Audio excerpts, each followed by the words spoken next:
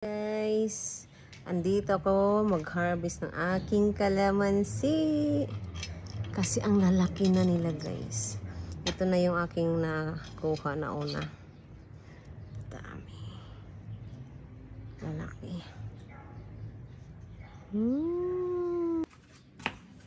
Ayan, maghahanap tayo ng kalamansi guys.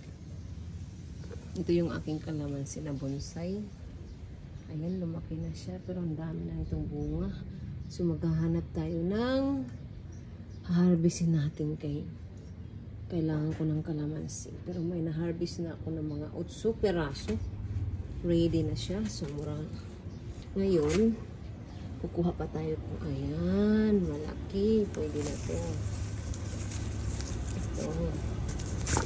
So, maghanap pa tayo. Kalkalin natin ito. Ayan, meron pa.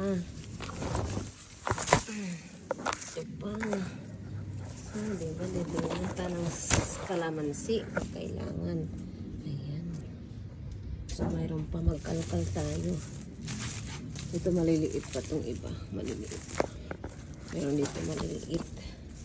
Kukunin lang natin yung malalaki. So, maghahanap tayo. Baka dito may nakatago.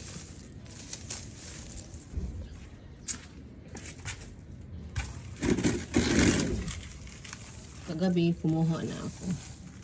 Kaso madilim yun, hindi ko makikita kung mayroon pa natira. So, baka ito sa ito. Ayan, ito. Pwede na ito. Oh, hayaan ko na muna ito. Hindi ko na muna kunin yun. Ito, may mga bunga. Ayan. So, kukunin ko na lang yun pag kailangan. Hindi lumaki na siya. So, ayan. Hindi na sila. Meron pa dito. Meron pa. Hindi ko muna yan kukunin. So, kukunin ko yung pinakamalaki. Ayan. Hindi ba libre na tayo ng kalamansi? So, maghanap tayo ng kalamansi. Ayan pa. Mukhang meron dito sa baba. Ayan. Meron pa dito. Ito na yan. Ito. Meron. Tignan mo na to. Ayun. Ito. Pwede na to. Pwede na. Palakihin muna natin. Ito ang kunin natin. Ito, okay, laki na. Aray, ayan. 4 na peraso. So, meron pa doon. Hayaan ko na muna yan. Saka na. Ito, malaki-laki na din ito. Kasi saka na. Ayun pa, isa malaki na rin yun. Tama na to. Kaya marami na. O, diba guys? Libre na ako. Ang kalamansi. So, marami akong nakuha na harvest. So, libre na to. Pwede na. So, 8, 9, 10, 11, 12, 13, 14 peraso. Pwede na yan. Meron pang iba. Oh, ang dami pa. Oh. Sa sunod na naman, pagkailangan ko. So, ito naman, ang aking malunggay. Ito yung aking lemon. Hindi pa siya namunga, pero lumaki na. Bonsai din to. So, ngayon, mag-harvest ako ng malunggay. Putulin ko to, kaya ko itong lumaki.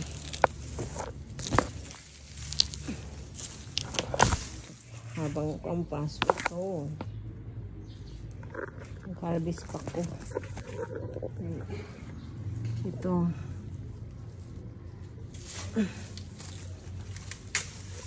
Ayan. Balikin na natin. Ayan. Itira ko para bukas yan. Mga ilang araw. Pag mag-sabaw